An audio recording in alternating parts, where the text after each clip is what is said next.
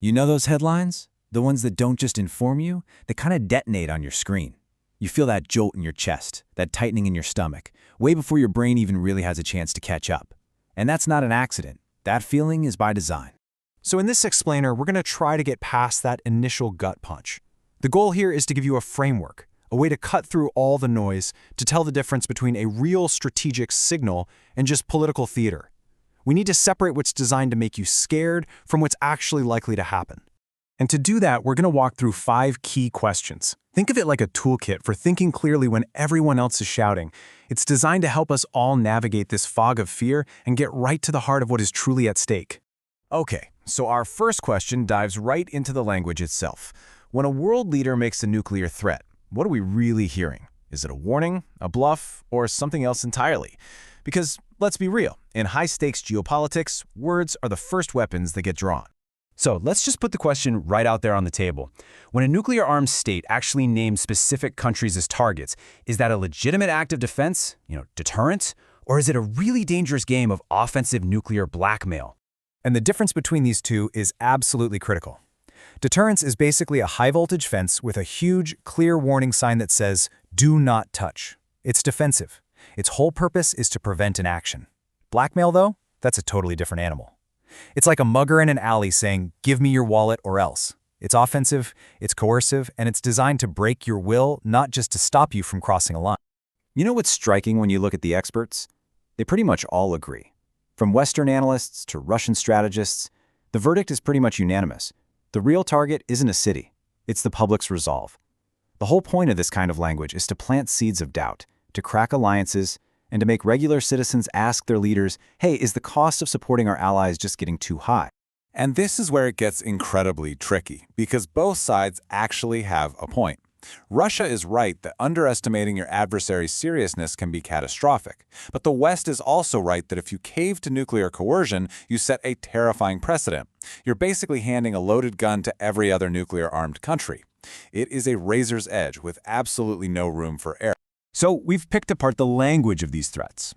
Now let's look at the frightening mechanics of how they could actually become real. This brings us to our second big question. How do wars spiral out of control when, honestly, nobody really wants one? You see, the great danger here isn't some Bond villain pushing a big red button. History teaches us that the worst wars often start by accident. So the real question isn't about some evil mastermind's intent. It's about the tripwires. What are the most plausible ignition points that could cause everyone to stumble into a catastrophe they never wanted? This here maps out 5 honestly terrifyingly plausible ways we could get to a disaster. And notice, none of them involve a deliberate decision to start a world war. They're all about accidents, ambiguity, miscalculations. I mean, take misattribution. Just imagine a major cyber attack hits a NATO country's power grid. In those first chaotic 48 hours, with very little information and immense pressure to respond, the wrong country gets blamed. That single mistake could set off a chain reaction that nobody can stop. And it's not just about human error. New technologies like hypersonic missiles are changing the whole psychology of a conflict. How?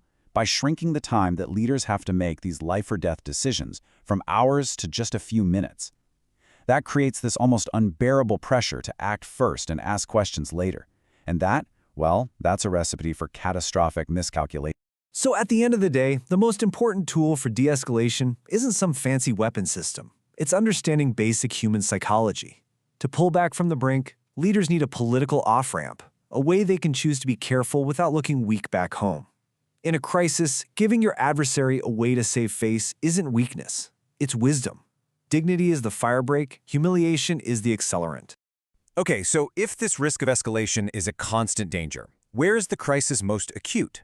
That brings us to our third question, which zooms right in on the main stage for these tensions, Europe. What happens to the whole idea of European security when the foundation it was built on for 70 years starts to crack? And make no mistake about it, when a threat singles out Berlin or London by name, that is not a random act. It's a precision-guided psychological weapon. It's designed to stress-test the very fabric of European unity and to poke and prod for cracks in the credibility of its alliances. This intense pressure is forcing Europe to face a really stark choice between 3 possible futures. Will it double down on its alliance with the United States?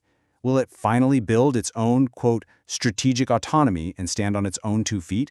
Or, and this is the most dangerous scenario, will it just fracture as different nations decide to prioritize their own survival over collective security? As the strategist Elbridge Colby puts it so bluntly, the bill comes due when the world gets hard. For decades, a lot of European nations basically outsourced their security.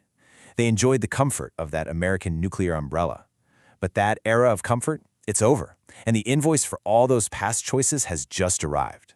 Turns out, sovereignty isn't just a slogan, it's a capacity that you have to build and maintain and pay for. Which leads us to our fourth and maybe most important question, because this conflict isn't just being fought with weapons and sanctions, it is also a war for your mind. These threats aren't just military signals, they are information weapons, engineered to bypass our rational minds and target our deepest fears. So we have to ask a very practical question. Who actually benefits when this kind of fear goes viral? Cui bono? Who profits from our panic? Well, the list of who benefits is probably longer than you think. I mean, of course, the aggressor profits. They're hoping fear will make their adversaries back down. Political extremists on all sides benefit because a scared population is much more likely to turn to a strongman. But the problem is also systemic. The social media algorithms that feed us our news, they are literally designed to reward the most outrageous, the most alarming content. And yeah, even our own government bureaucracies can find that a sense of crisis is very, very good for their budgets and for their power.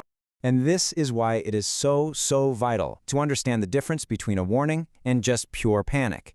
A responsible warning is like a fire alarm. It's loud, it's clear, and it's designed to help you get to safety. It builds our collective ability to respond.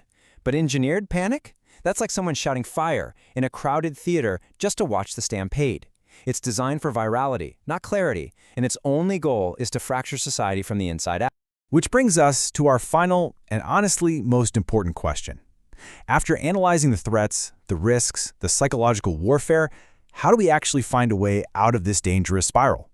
How do we build an off-ramp that leads to peace without rewarding the act of nuclear blackmail itself? A viable off-ramp isn't built in a day. It's a really careful construction process built on 4 key pillars. You have to start small, with mutual acts of restraint that let both sides claim a win. You reinforce it with credible security guarantees, backed by actual steel, not just paper promises. And you hold it all together with a commitment to serious, hard-nosed diplomacy, which has to be seen not as weakness, but as the ultimate act of strength. You know, if there is one single thing to take away from our entire discussion, it's this. The true source of nuclear danger isn't the weapons themselves.